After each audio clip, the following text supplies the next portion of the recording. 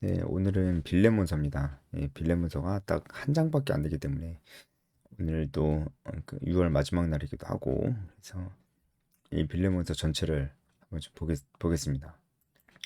어, 제가 중요한 부분만 좀 해설을 해드릴게요. 일단은 이 배경을 좀 보면요. 빌레몬서는 빌레몬에게 보내는 편지입니다. 이 빌레몬은 골로새 지역에 있는 아마도 이제 골로새 교회 공동체에 아주 영향력 있는 사람이거나 아니면은 어, 네, 그런 사람일 가능성이 높습니다. 그러니까 빌레몬이 골로새 교회에 굉장히 영향력 있는 사람일 가능성이 높습니다. 그 빌레몬에게 보내는 편지인데 이 빌레몬이 굉장히 좀 부자였던 것 같아요. 부자여서 자기 집을 또 예배 처소로 내어주고 했었던 굉장한 사람이었던 것 같습니다. 그런데 빌레몬의 노예였었던 오네시모가 주인의 돈을 몰래 훔쳐가지고 달아난 거예요. 그런 일이 있었고 아마도 그 후에 이 오네시모가 붙잡힌 것 같습니다. 붙잡혀서 바울과 함께 이 감옥에 갇혔었던 것 같아요. 그때 이 오네시모가 바울을 만나서 복음을 듣게 되고 회심을 해서 오히려 바울을 도와줄 수 있는 그런 상황이 된 것 같습니다. 이제 바울이 지금 굉장히 어려운 상황이 있는데 오네시모의 도움을 그 감옥 안에서 좀 받았던 것 같습니다. 무엇보다 오네시모가 이 감옥 안에서 회심을 했는데 이제 오네시모가 풀려나는 상황 속에서 바울이 이 오네시모를 빌레몬에게 보내기를 원하는 거죠. 그러면서 바울이 이 빌레몬에게 원하는 것은 뭐냐면 이 그 도망친 노예 이 돈을 들고 도망친 노예 이 오네시모를 받아줘라. 한 형제처럼 받아줘라. 라고 부탁을 하는 것입니다. 이거는 참 쉽지 않은 부탁이었습니다. 왜냐하면 이 당시에 로마 법에 의하면 이렇게 주인의 돈을 훔쳐서 도망간 이런 노예들은 잡히면은 무자비하게 매질을 당하거나 아니면은 십자가에서 죽게 돼 있습니다. 아주 끔찍하게 죽게 돼 있습니다. 그런데 이런 노예들도 살아날 수 있는 방법이 하나 있었는데 뭐냐면 이 노예를 위해서 중재해 줄 수 있는 어떤 사람을 만나면 됩니다. 그러니까 이 노예 입장에서는 내가 주인의 돈을 들고 도망쳤는데 내가 그때 일을 이제 후회하고 뉘우치고 있다라고 하면 그런 상황에서 어, 나를 도와줄 사람이 있다. 근데 나를 도와줄 그 사람이 나의 예전 주인이었던 그 주인의 지인이다. 내 주인의 친구이다. 라고 했을 때는 이 노예가 살아날 수 있는 가능성이 좀 있었습니다. 그러니까 예전 주인의 친구 중에서 이 노예를 변호해 줄 수 있는 사람이 있다면 이 노예가 살 수도 있는 거죠. 근데 지금 딱 그 상황이잖아요. 오네시모는 이제 다시 빌레몬에게 돌아가면 로마법에 의해서 죽을 수밖에 없는 아니면은 거의 죽음과 가까운 매질을 당하게 되는 그런 상황일 수밖에 없었는데 빌레몬과 아주 가까운 사이였던 이 바울이 나타난 거죠. 바울이. 그래서 바울이 중재를 해준다면 이 오네시모는 살 수가 있는 것입니다. 실제로도 이제 이 법상으로도 좀 그랬습니다. 그래서 바울이 이 빌레몬에게 더 요청을 하는 것이죠. 이 오네시모를 좀 살려줘라 이렇게 요청을 하는 것입니다. 자, 제가 빌레몬서의 전체적인 배경과 상황에 대해서는 다 말씀을 드린 것 같고요. 우리가 이 말씀을 볼 때 일단은 첫 번째 좀 우리가 이 빌레몬서 전체적으로 우리가 얻을 수 있는 교훈은 이거는 좀 우리가 사회적으로 우리가 크리스찬으로서 이 사회를 살아가면서 이 하나님의 말씀, 성경 말씀이 이 사회에 어떠한 선한 영향력을 줄 수 있느냐, 이 하나님의 말씀이 이 사회를 어떻게 바꿔놓느냐 했을 때 정말 여러 가지 경우가 있죠. 뭐 여러 가지 경우가 있는 게 아니고 성경이 이 인간 사회를 정말 그냥 완전히 바꿔놨습니다. 진짜 자유민주주의 사회 그리고 사람들이 살 만한 사회는 사실 그 법이나 이런 것들이 다 성경을 기초로 만들어진 것입니다. 그중에서도 대표적으로 우리는 이 말씀이 노예제도를 폐지하는 데 많은 도움이 됐다는 것을 알 수가 있어요. 결국 이것은 이제 노예에 대한 얘기잖아요. 근데 그 노예를 살려달라는 그런 내용이잖아요. 노예제 폐지에 있어서 사실 이 빌레몬서가 어떤 역할을 했냐면 실제로 뭐 노예제도가 뭐 인간적으로 어떤 부분들이 잘못됐는지 그리고 법적으로 어떤 부분이 문제가 있는지 뭐 그런 것에 대한 기술은 없잖아요. 빌레몬서에. 그럼에도 불구하고 이 노예제도 폐지에 어, 정말 큰 역할을 했었던 이유는 바로 어, 제도 폐지보다 더 중요한 그 관점의 변화입니다. 관점의 변화.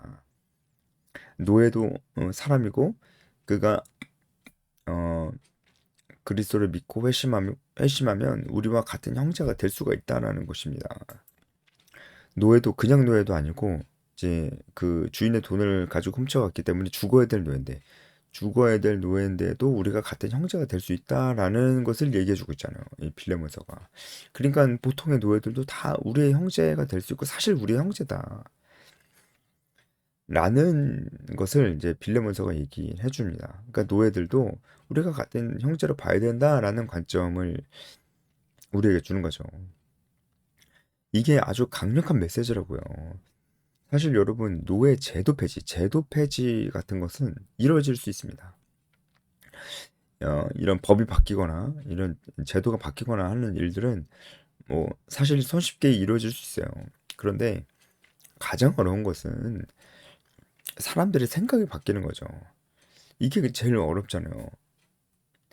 아무리 법이 바뀌어도 사람들의 생각이 바뀌지 않으면은 법이 좀 유명무실해질 때도 있고요. 어, 법이 별 힘을 갖지 못할 수도 있습니다.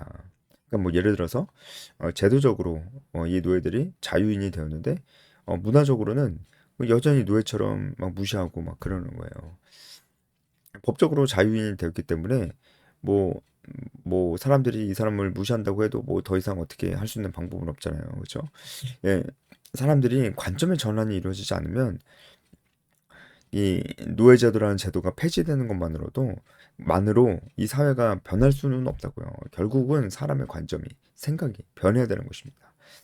바로 이 아주 중요한 부분, 사람의 관점과 생각이 변하는 부분에 있어서 이 빌레모서가 이 사회에 엄청난 영향을 줬다고요. 우리가 한 형제다. 우리가 그리스도 안에서 한 형제다. 이런 관점을 먼저 심어줬기 때문에 그 다음에 노예제도가 폐지되면 정말 한 형제로서 정말 평등해지는 겁니다.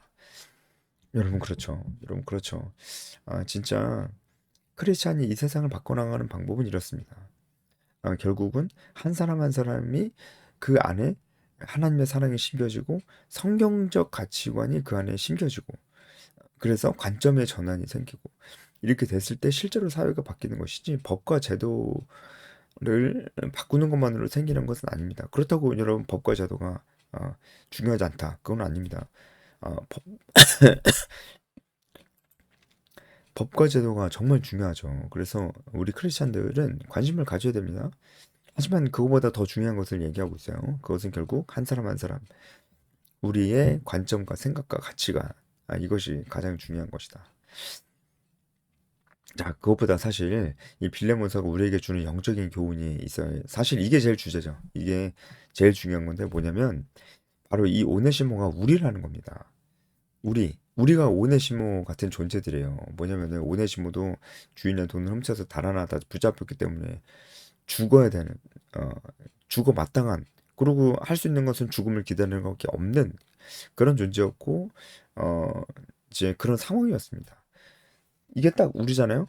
우리가 죄를 지었고 우리 죄로 인해서 우리 스스로가 어, 죽을 수밖에 없는 죽어 마땅한 그런 상황에 처해 됐고 우리 존재가 그렇게 됐습니다.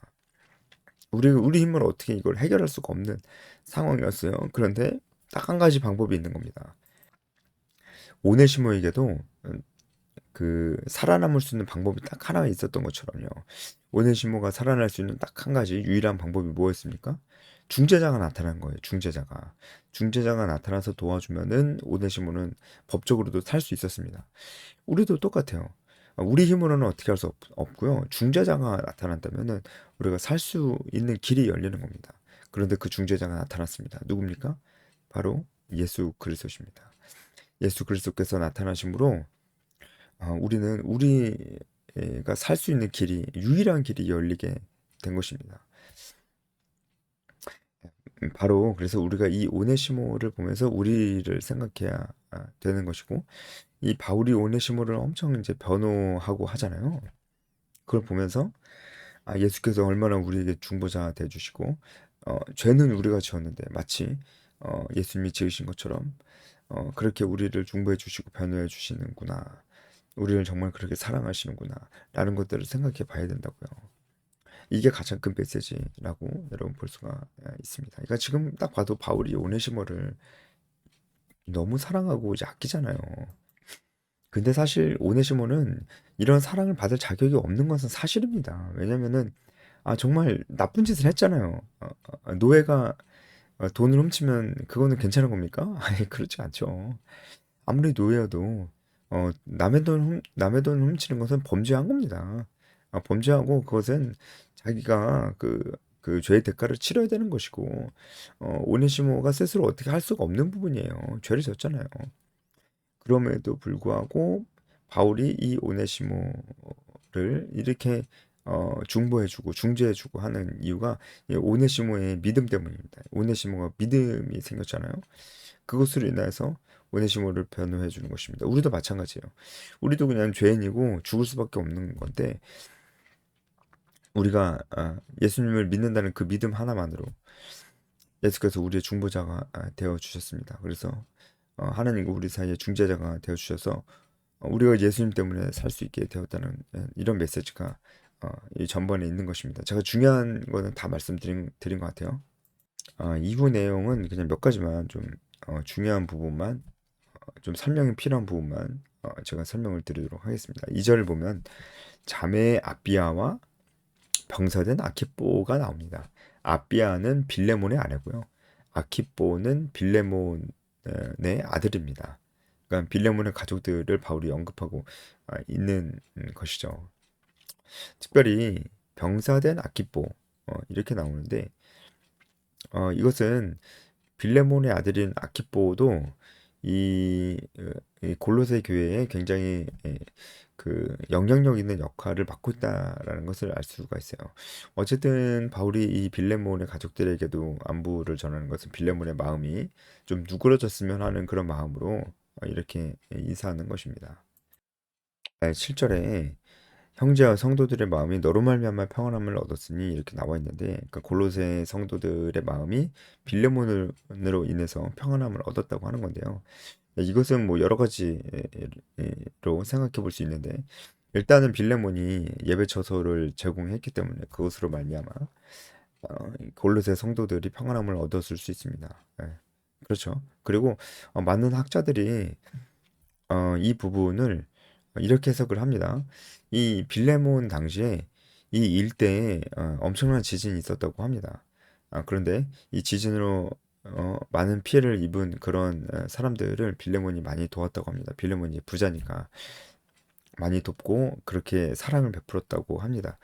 그것을 얘기하는 것일 수도 있다는 거죠. 그것으로 인해서 너로 말미암아 평안함을 얻었다 이렇게 말씀하신 것입니다. 사실 빌레몬 좋은 사람이었어요. 마음이 따뜻하고 그런 사람이었습니다. 이제 그런 빌레몬을 잘 아니까 이제 바울이 또 빌레몬에게 이제 부탁하는 것이죠. 10절에 오네시모라는 이름이 처음 나오는데 이 오네시모라는 이름은 사실 그 이름의 뜻은 유익한 자라는 뜻이에요. 유익한 자. 그런데 오네시모가 이름값을 못했죠. 유익한 자가 아니고 불이익한 자가 돼가지고 주인의 돈을 훔쳐서 달아났죠. 네. 이 당시에 오네시모는 노예들에게 자주 노예들 가운데 흔한 이름이었어요. 이 오네시모는요. 그리고 12절 13절을 보면은 오네시모가 이 갇힌 중에 있을 때 바울에게 큰 힘이 되었던 것 같습니다. 그래서 바울 입장에서는 이 오네시모를 빌레몬에게 굳이 돌려보내지 않고 그냥 둬도 어, 자기도 오네시모로 인해서 많은 힘을 얻을 수 있고 하니까 그냥 둘 수 있는데 그렇지 않고 그냥 돌려보낸다라는 거예요. 이제 그것은 빌레몬이 오네시모를 용서하기를 원하는 마음 때문이죠.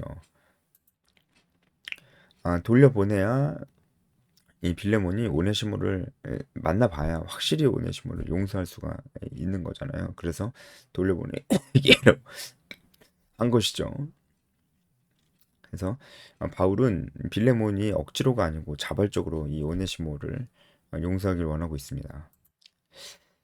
네, 15절을 보면 아마 그가 잠시 떠나게 된 것은 너로 하여금 그를 영원히 두게 함이리니 그러니까 지금 바울은 이런 일이 일어난 거. 그러니까 오네시모가 빌레몬을 떠나서 완전히 도망자였는데 어떻게 나랑 만나서 그가 또 회심해서 지금 내가 오네시모를 다시 돌려보내는데 이런 놀라운 일이 일어난 것이 다 하나님의 뜻이 아니겠느냐. 그러니까 하나님께서 그를 잠시 빌레몬 당신에게서 떼어 놓은 것은 어, 그를 다시금 당신 곁에 영원히 두게 하려고 지금 잠시 떼어놓은 게 아니겠느냐. 그러니까 오네시모가 갈 테니까 잘 받아줘라. 그가 영원히 너희 곁에 있을 것이다.